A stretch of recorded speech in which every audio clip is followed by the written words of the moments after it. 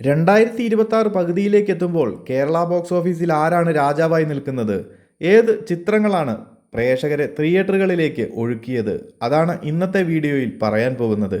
Kerala box ഓഫീസിൽ ഈ വർഷം ഇതുവരെ ഏറ്റവും കൂടുതൽ കളക്ഷൻ നേടിയ ചിത്രങ്ങളുടെ പട്ടിക നോക്കുകയാണെങ്കിൽ അതിൽ ഒന്നാം സ്ഥാനത്ത് വമ്പൻ ലീഡോടെ നിൽക്കുന്നത് വാഴ 2 ആണ്. ചിത്രം കേരളത്തിൽ നിന്ന് മാത്രം നേടിയിരിക്കുന്നത് ഏകദേശം 129.5 കോടി രൂപ.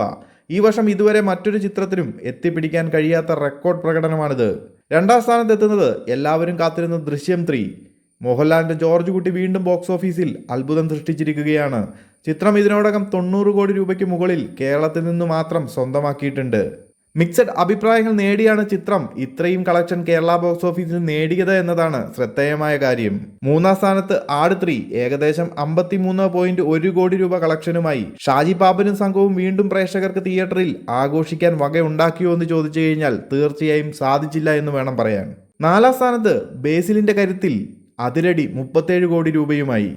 അഞ്ചാം സ്ഥാനത്ത് മമ്മൂക്ക മോഹൻലാൽ ഒന്നിച്ച് വർഷങ്ങൾക്ക് ശേഷം തിയേറ്ററിലെത്തിയ പേട്രിയേറ്റ് 29.25 കോടിയുമായി കേരള ബോക്സ് ഓഫീസിൽ ഒതുങ്ങിപ്പോയി. സോ വാഴ 2, ദൃശ്യം 3, ആട് 3, അതിരടി, പേട്രിയേറ്റ് ഈ സിനിമകൾ ടോപ്പ് 5 പൂർത്തിയാക്കി. അതേസമയം ആറാം സ്ഥാനത്ത് 28 കോടി നേടി മോഹിനിയാട്ടം.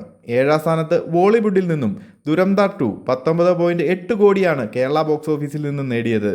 എട്ടാം സ്ഥാനത്ത് ചത്താപച്ച 17.5 കോടിയും. ഒമ്പതാം സ്ഥാനത്ത് പ്രകമ്പനം 15.2 കോടിയും. പത്താം സ്ഥാനത്ത് ആക്ഷൻ കിങ് അർജുൻ സർജയുടെ ബ്ലാസ്റ്റ് 14.85 കോടിയും ടോളിവുഡിൽ നിന്നൊരു സിനിമ കൂടി.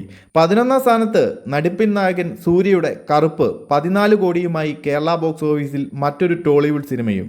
12ാം സ്ഥാനത്ത് 13.75 കോടിയുമായി ടോവിനോയുടെ പള്ളിച്ചട്ടമ്പി. ഇപ്പോൾ ശ്രദ്ധിക്കേണ്ട മറ്റൊരു കാര്യം, വർഷത്തിന്റെ രണ്ടാം പകുതിയിൽ എത്താനിരിക്കുന്നത് വമ്പൻ ചിത്രങ്ങളാണ്.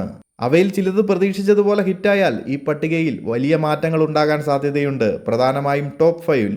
എന്നാൽ ഇപ്പോഴത്തെ സാഹചര്യത്തിൽ കേരള ബോക്സ് ഓഫീസ് 2026 നിയന്ത്രിക്കുന്നത് വാഴ 2-ഉം ദൃശ്യം 3-യും ആണെന്ന് പറയാം.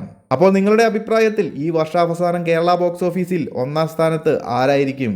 വാഴ 2 തന്റെ ലീഡ് നിലനിർത്തുമോ, അതോ പുതിയതായി എത്താൻ പോകുന്ന വമ്പൻ ചിത്രങ്ങൾ വാഴ 2-വിനെ വീഴ്ത്തുമോ? നിങ്ങളുടെ അഭിപ്രായം കമന്റിൽ രേഖപ്പെടുത്തൂ. വീഡിയോ ഇഷ്ടമായെങ്കിൽ ലൈക്ക് ചെയ്യാനും ചാനൽ സബ്സ്ക്രൈബ് ചെയ്യാനും മറക്കല്ലേ. അടുത്ത ബോക്സ് ഓഫീസ് അപ്ഡേറ്റുമായി വീണ്ടും കാണാം.